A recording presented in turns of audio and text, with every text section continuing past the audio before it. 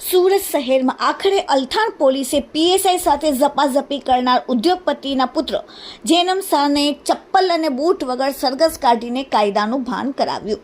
અલથાણ વિસ્તારમાં દારૂની પાર્ટી યોજાઈ એ પહેલા જ પોલીસે દરોડા પાડ્યા હતા, પરંતુ આ મામલો ત્યારે વિવાદ સર્જાયો જ્યારે ઉદ્યોગપતિ સમીર શાહનો પુત્ર જેનમ શાહે પીએસઆઈ સાથે ઝપાઝપી કરી હતી, જેનો વિડીયો વાયરલ થયો હતો। ચોંકાવનારી વાત એ હતી કે એ સમયે અલથાણ પોલીસે જેનમ શાહ પાસેથી માત્ર માફીનામું લખાવીને તેને છોડી દીધો હતો, જેના કારણે પોલીસની કામગીરી માટે સવાલો ઊભા થયા હતા અને આ વિશે અનેક અહેવાલો મીડિયામાં છપાયા હતા। ત્યારબાદ પોલીસની નજર સામે દારૂની પાર્ટીમાં આવેલા અન્ય લોકો ભાગી છૂટ્યા હતા, જ્યારે જેનમની કારમાંથી બિયરના ટીન પણ મળ્યા।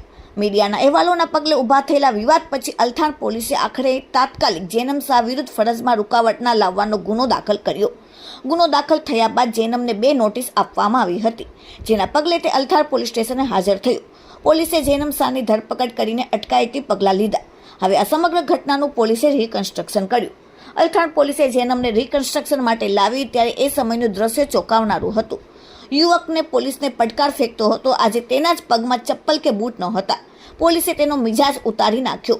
જેનમને તે જ હોટલની બહાર જ્યાં તેના પિતા દારૂની મહેફિલ મારવાના હતા અને તેને માથાકૂટ કરી હતી ત્યાં ઊભો રાખવામાં આવ્યો।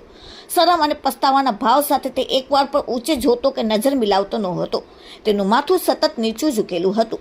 જેનમ શાહના મનમાં કદાચ એવો પણ વિચાર હતો કે તેના પિતા શહેરમાં મોટા માથા તરીકે છાપ ધરાવે છે અને ઉદ્યોગપતિ હોવાથી પોલીસ તેનું કંઈ બગાડી શકશે નહીં, પરંતુ આજનો દિવસ જેનમ શાહને હંમેશા યાદ આવશે, કારણ કે પોલીસે તેને કાયદાનું ભાન કરાવ્યું। જ્યાં આ સમગ્ર ઘટના બની હતી તે ઘટના સ્થળે લઈ જઈને અલથાણ પોલીસે રિકન્સ્ટ્રક્શન કર્યું, પંચનામું કર્યું અને જેનમને લઈ જઈને કાયદાનું ભાન કરાવ્યું। Bureau report, daily India TV, Surat.